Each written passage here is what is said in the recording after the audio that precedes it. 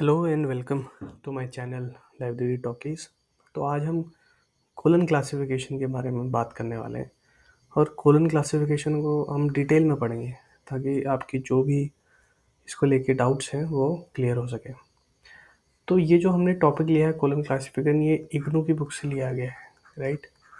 और क्यों लिया गया है इग्नू की बुक से? क्योंकि इग्नू जो है स्टैंडर्ड बुक है, ठीक है, स्टैंडर्ड बुक है और सबसे बेहतरीन जो कंटेंट है वो इग्नू का ही रहता है, राइट। तो इसीलिए हमने इग्नू का लिया है। तो ये कोलन क्लासिफिकेशन जो है हम पढ़ने वाले हैं आज। इसमें ऑब्जेक्टिव्स पढ़ेंगे, इसके इंट्रोडक्शन के बारे में पढ़ेंगे और उसकी जेनेसिस यानी कि कैसे शुरुआत हुई कोलन क्लासिफिकेशन की, फर्स्ट एडिशन कब आया, सर्च ऑफ फॉर थ्योरी, उसकी जो थ्योरी पोस्टुलेट बने वो कैसे बने, और फिर उसके बाद की जो एडिशन आए वो हम पढ़ेंगे उसके बारे में। उसके बाद इसके बेसिक प्रिंसिपल्स हैं, ठीक है, postulates of basic facet, planes of work, rounds and level, postulates of facet sequence. तो ये प्रिंसिपल्स पढ़ेंगे जो कि कोलन क्लासिफिकेशन को बनाने में यूज़ हुए हैं। उसके बाद नोटेशन क्या क्या यूज़ किए गए, मिक्स नोटेशन थे, इंडिकेटर डिजिट्स, एम्प्टी डिजिट्स क्या होता है वो पढ़ेंगे। अलग अलग डिवाइसेस का यूज़ हुआ, क्रोनोलॉजिकल, ज्योग्राफिकल, सब्जेक्ट और अल्फाबेटिकल डिवाइस, जो चार इंपॉर्टेंट है। और भी डिवाइसेस हैं लेकिन इसमें इतना ही मेंशन है तो हम इतना ही पढ़ेंगे। उसके बाद हम पढ़ेंगे फेज रिलेशंस के बारे में, सिस्टम एंड स्पेशल्स, मेरिट और डिमेरिट इस क्लासिफिकेशन की, और प्रैक्टिकल वर्क करके देखेंगे कि कैसे ये क्लासिफिकेशन काम करता है। तो अगर इंट्रोडक्शन की बात हम करें तो एस.आर. रंगनाथन जो है वो इसके ऑथर है, ठीक है। और वो उनको अच्छे से पता था कि स्कीम ऑफ क्लासिफिकेशन के बारे में, कि वो कैसे जो है यूनिवर्स ऑफ नॉलेज में अगर कोई नया सब्जेक्ट्स आता है तो उसको कैसे अकोमोडेट करेंगे, उसको कैसे उसमें जगह देंगे उस स्कीम ऑफ क्लासिफिकेशन में। तो इसके बारे में उनको पता था कि ये चैलेंजेस आएंगे, तो इसीलिए उन्होंने स्कीम ऑफ क्लासिफिकेशन डिज़ाइन किया। और 7th एडिशन है वो इस ऑब्जेक्टिव को फुलफिल करता है जो रंगनाथन जी ने बताया भी अभी। तो दो बेसिक स्ट्रैटेजीज है नंबर बिल्डिंग कोलन क्लासिफिकेशन में, ठीक है। दो ही बेसिक स्ट्रैटेजीज है कोलन क्लासिफिकेशन का नंबर बनाने में, ठीक है। नंबर मतलब क्लासिफिकेशन नंबर। तो पहला है सब्जेक्ट एनालिसिस, राइट। दूसरा है आपका सिंथेसिस, राइट। तो सब्जेक्ट एनालिसिस जो होता है वो बोलते हैं, सब्जेक्ट एनालिसिस की अगर बात हम करें तो ये है subject analysis, right. Subject analysis, right. तो subject analysis is a result in the facetization of subject. मतलब ये कि अगर आप सब्जेक्ट का एनालिसिस करेंगे तो वो उससे क्या होता है कि वो सब्जेक्ट को तोड़ देता है अलग अलग फेसेट्स में, और on the basis of 5 fundamental categories and their manifestation in it, ठीक है। तो 5 ही फंडामेंटल कैटेगरी में आप उसको तोड़ सकते हो, ठीक है। वो 5 कैटेगरी कौन कौन सी हैं आपने सुना भी होगा, PMEST, ठीक है, पर्सनैलिटी, मैटर, एनर्जी, स्पेस और टाइम। तो ये इनका ऑर्डर है। तो इसी के बेसिस में आप किसी सब्जेक्ट को तोड़ेंगे, तो उसी को फेसेटाइजेशन कहा रंगनाथन जी ने, राइट। अब सिंथेसिस क्या होता है? Synthesis consist of bringing together the facets manifest in a subject to represent, ठीक है। तो सिंथेसिस इसका ठीक अपोजिट है, एनालिसिस ऑफ सब्जेक्ट हो गया। दूसरा सिंथेसिस मतलब उन अलग अलग फेसेट्स को जोड़ के, ठीक है, फेसेट्स को जोड़ के जो बनेगा वो सब्जेक्ट, राइट। तो वो सब्जेक्ट जो बनेगा वो उसको सिंथेसिस से, उसको सिंथेसिस बोलते हैं, ठीक है। आई होप ये चीज़ें थोड़ा क्लियर होंगी आपको। तो सिंथेसिस दो ही तरीके हैं, या तो आप एनालिसिस करो या आप सिंथेसिस करो कोलन क्लासिफिकेशन नंबर बनाने का, ठीक है। तो इसको फ्रीली फेसेटेड स्कीम भी कहा गया है, ठीक है। हाँ, colon classification is known as analytico synthetic scheme, ठीक है, क्योंकि इसमें एनालिसिस भी है और सिंथेसिस भी है। जैसे कि हमने अभी भी देखा तो उसको एनालिटिको सिंथेटिक स्कीम भी कहा जाता है, ठीक है। और इसको फ्रीली फेसेटेड स्कीम भी कहा जाता है, लेकिन ये पहले जो था फ्रीली फेसेटेड नहीं था, रिजिडली फेसेटेड था। तो रिजिडली फेसेटेड में क्या होता है, each main class was given a facet formula and numbers are coined with the help of connecting digits and colon, ठीक है। तो होता क्या है कि इसमें जो है फेसेट फार्मूला दे दिया जाता है एक मेन क्लास को, ठीक है, और नंबर कॉइन करने के लिए कनेक्टिंग डिजिट यूज होती है कोलन। अब ड्रॉबैक क्या थी, a single connecting with a single, क्योंकि इसमें एक ही कनेक्टिंग सिंबल था, ठीक है, डिजिट वाले में कोलन। अब resulted from cluttering of connecting symbol, that is whether a facet was present or absent, it has to be represented by कोई, अब चाहे वो facet है या नहीं है, कोलन से ही रिप्रेजेंट होगा वो, कोई और इसमें जो है कनेक्टिंग सिंबल नहीं था, ठीक है। लेकिन उसके बाद क्या हुआ, सेपरेट कनेक्टिंग डिजिट्स यूज होने लगे, पर्सनैलिटी के अलग था, मैटर के लिए अलग था, एनर्जी के लिए अलग था, है ना, फोर्थ एडिशन में। तो थर्ड एडिशन तक तो ये क्या था, रिजिड था, ठीक है, रिजिड था। उसके बाद ये क्या होना शुरू हुआ, फ्रीली फेस्टेड हुआ फोर्थ एडिशन में, क्योंकि ये अलग अलग जो है कनेक्टिंग सिंबल आ गए थे, जिससे कि कन्फ्यूजन दूर हो गया था, ठीक है। और इसीलिए बाद में इसको क्या कहा गया, फ्रीली फेस्टेड क्लासिफिकेशन, ठीक है। तो आई होप ये चीज़ें कि आपको थोड़ा सा क्लियर हो रही होंगी। आइए बात करते हैं जेनेसिस ऑफ कोलन क्लासिफिकेशन, मतलब उसकी उत्पन्न कैसे हुआ, मतलब ये आखिर ये आया कहाँ कैसे। तो होता क्या था कि भैया आपको तो पता ही है, रंगनाथन मैथमेटिक्स लेक्चर थे, उसके बाद वो लाइब्रेरियन बने मद्रास यूनिवर्सिटी में 1924 से उन्होंने जब लाइब्रेरियन की पोस्ट संभाली वहाँ पे। उसके बाद वो ब्रिटेन गए, एक ऑब्जर्वेशनल टूर पे, ब्रिटिश लाइब्रेरीज का उन्होंने टूर किया, ठीक है। और वहाँ उन्होंने जो है यूनिवर्सिटी ऑफ लंदन में विजिट किया, स्कूल ऑफ लाइब्रेरियनशिप, बर्विक सेयर्स को उन्होंने ग्रामर इन लाइब्रेरी क्लासिफिकेशन कहा जाता है। तो वो एक टीचर थे जिनसे उनकी मुलाकात हुई वहाँ, ठीक है। तो उन्होंने बहुत सारी, he visited several libraries and was quick to notice the lacuna in the classification schemes in the use them। तो उसने बहुत सारी लाइब्रेरी विजिट करी, तो उसमें कुछ कमियां जो थी, लेखोना था, जो कमियां थी वो उन्होंने आइडेंटिफाई कर ली। नाउ अब क्या हुआ कि a chance visit to a departmental store in London gave Ranganathan a clue for evolving a scheme of classification. अब ये आया कहाँ से, यही हमने बात की ना, जेनेसिस, ठीक है, इनकी शुरुआत कैसे हुई।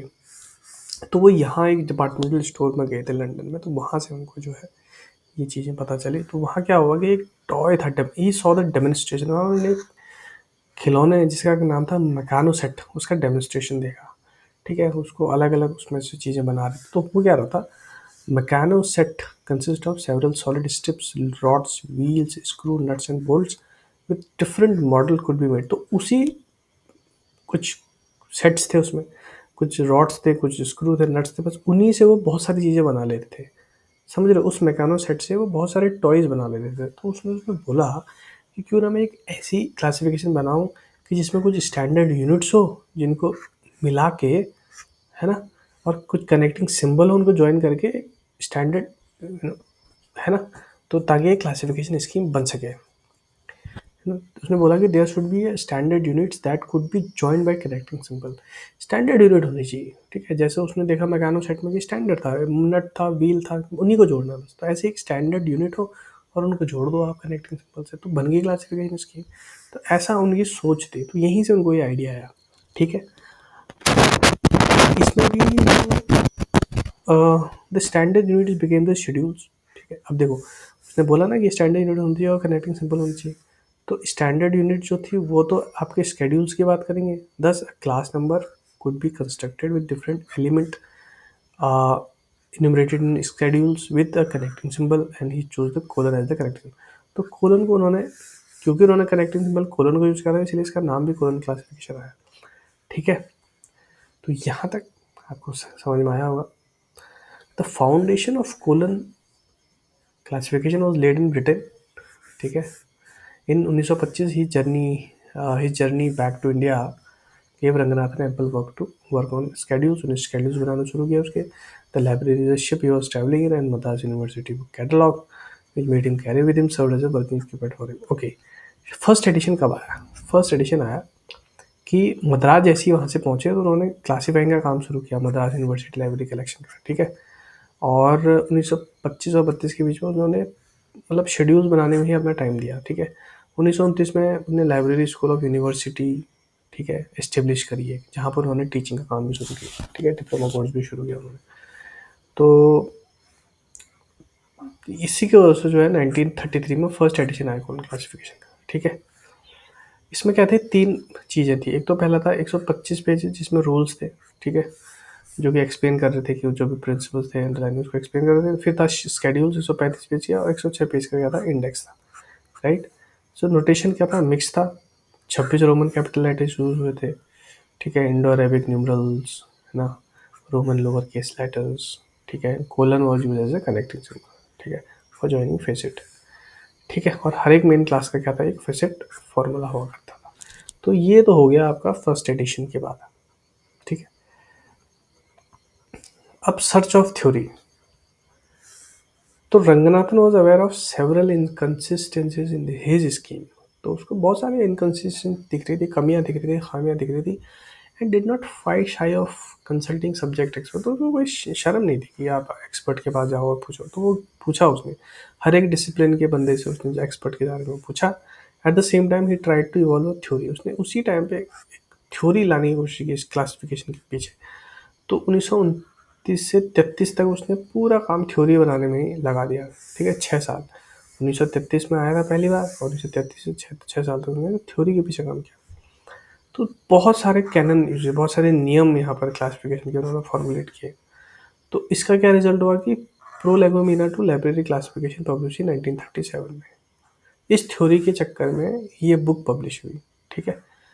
तो इस थ्योरी के बेस्ड में सेकंड एडिशन निकला कोलन क्लासिफिकेशन का 1939 में, ठीक है। अब फर्स्ट टू सेकंड एडिशन में बहुत ज़्यादा सब्सटेंशियल तो नहीं थे, लेकिन दो नए कॉन्सेप्ट इसमें आए थे सेकंड एडिशन। एक तो कॉन्सेप्ट ऑफ ओक्टेव प्रिंसिपल्स, और दूसरा auto wise device was introduce. तो ये दो चीज़ें इसमें आई थी। और एक और आया था कि a new main class spiritual experience and mysticism came into being. तो ये चीज़ें जो है सेकंड एडिशन में आई थी, ठीक है। तो फर्स्ट एडिशन में 3 पार्ट्स था, और फोर्थ पार्ट ऐड हुआ सेकंड एडिशन में। 3 पार्ट आपने देखा होगा ना, जैसे तीसरा पार्ट इंडेक्स का था, दूसरा पार्ट स्केड्यूल्स का था, पहला पार्ट रूल्स का था। तो ऐसे ही इसमें एक फोर्थ पार्ट भी ऐड किया गया, जिसको कि जो था, ठीक है। तो फोर्थ पार्ट सेकंड एडिशन में ऐड किया गया, ठीक है। तो इन्होंने एग्जाम्पल्स उसमें दिए थे which were illustrative of rules given in first part. जो पहले पार्ट में रूल्स दिए थे ना, उसका एग्जाम्पल इलस्ट्रेशन के साथ जो है फोर्थ पार्ट में दिया गया, किसमें, सेकंड एडिशन में। तो ये क्वेश्चंस हैं कुछ, आप पढ़िए इनको, कि why colon classification is called analytico synthetic of classification. तो आपने देखा कि क्यों कहा जाता है, मैंने पढ़ाया था ये। सिग्निफिकेंस क्या है प्रोलेगोमिना ऑफ लाइब्रेरी क्लास में, ये भी मैंने अभी भी पढ़ा है। तो आप इसको देखिए, लिखने की कोशिश कीजिए अपने शब्दों में। तो आइए बात करते हैं सब्सिक्वेंट एडिशंस की।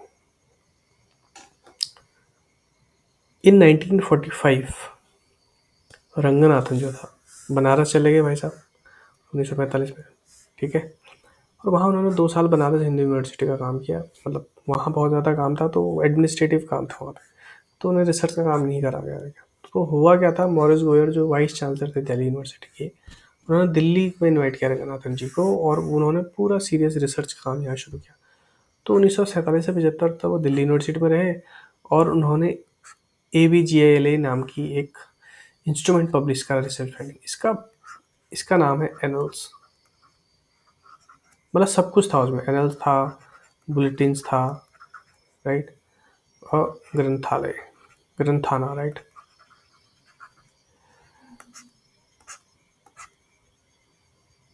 ठीक है। तो उन्होंने, ये इसका पीरियोडिकल था ILA का, इंडियन लाइब्रेरी एसोसिएशन का, राइट। तो इन्होंने पब्लिश करा रंगनाथन जी, राइट। तो 11 साल बाद थर्ड एडिशन आया। आपको याद होगा कि 1939 में सेकंड एडिशन आया था, राइट, 39 में। अब 11 साल बाद 1950 में जो है थर्ड एडिशन आया। इसमें कुछ चेंजेस थे, और जो रिसर्च हुई थी दिल्ली में, उसका रिजल्ट ये था कि जो लाइब्रेरी क्लासिफिकेशन की जो थ्योरी है, वो रिसर्च की फाइंडिंग की वजह से ही इसमें जो चेंजिंग आए। तो मेजर फाइंडिंग क्या थी, in any subject there could be only 5 ingredients. ये बहुत इंपॉर्टेंट था, किसमें, थर्ड में, ठीक है। और उसके बाद this give rise to postulate of 5 fundamental categories PMEST, जैसे कि मैंने तुम्हें शुरू में भी बताया था, पर्सनैलिटी, मैटर, एनर्जी, स्पेस और टाइम, PMEST, ठीक है। तो ये 5 फंडामेंटल कैटेगरीज थी, जिसमें कि हर सब्जेक्ट को डिवाइड किया गया था, राइट। तो पोस्टुलेट क्या था कि stated that these 5 fundamental category follow in sequence, मैंने सीक्वेंस भी यही रहेगा इसका, है ना। और हर एक फंडामेंटल कैटेगरी को एक इंडिकेटेड डिजिट दिया गया है, कनेक्टिंग सिंबल भी जिसे हम बोलते हैं, ठीक है। जैसे पर्सनैलिटी को कॉमा दिया था, मैटर को सेमी कॉलन, एनर्जी को कोलन, स्पेस को डॉट और टाइम को भी डॉट दिया गया था। लेकिन बाद में जो है सिक्स्थ एडिशन में, ठीक है, सिक्स्थ एडिशन में जो है इस टाइम को ना सिंगल इन्वर्टेड कॉमा दिया गया था, ठीक है, सिंगल इन्वर्टेड कॉमा याद रखना, ठीक है। तो ये चीज़ थी, हाँ, ठीक है, लेटर चेंज हो गया था, तो सिक्स्थ एडिशन मैंने आपको बताया।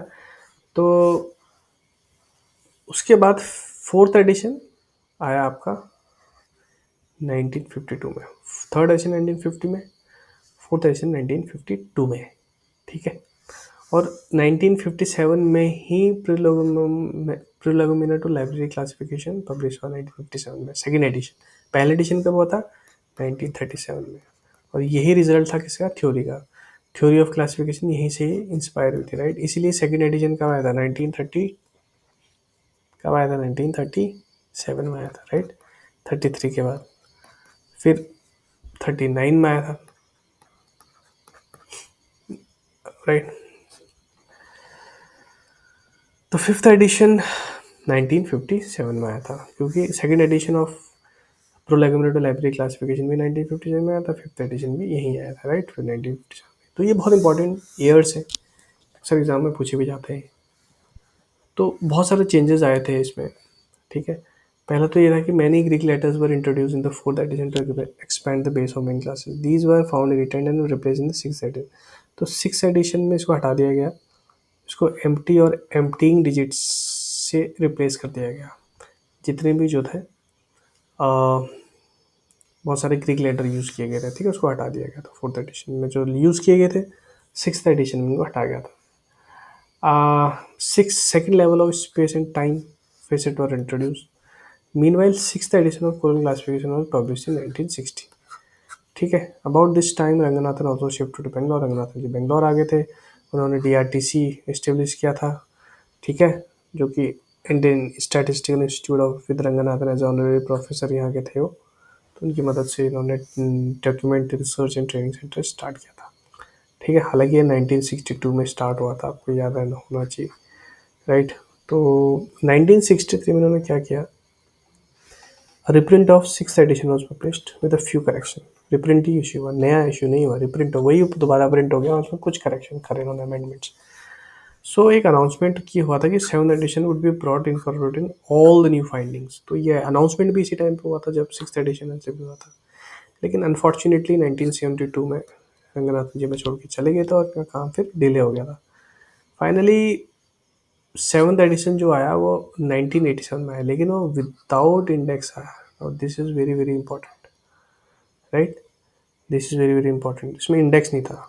वो जो 3 पार्ट थे ना, पहले दूसरा तीसरा फिर चौथा भी इंक्लूड हुआ था, तो ये वाला जो पार्ट था इंडेक्स वाला पार्ट था, ठीक है। ये वाला शेड्यूल्स वाला पार्ट था, और ये वाला रूल्स वाला पार्ट था, और ये रूल्स का इलस्ट्रेशन वाला पार्ट था, ठीक है, ठीक है। तो ये वाला पार्ट जो था ना, ये नहीं था किसमें? सेवन्थ एडिशन में, याद रखना, ठीक है। ये अक्सर एक क्वेश्चन पूछा जाता है। तो आई होप आपको चीज़ें थोड़ा क्लियर हो रही हैं।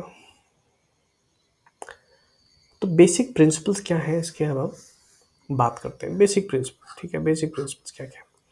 इन colon classification like other scheme of classification start with set of main classes which are first order of array. सबसे इंपॉर्टेंट इसमें मेन क्लासेस ही हैं हर क्लासिफिकेशन का। सबसे पहले मेन क्लासेस से सब कुछ शुरू होता है।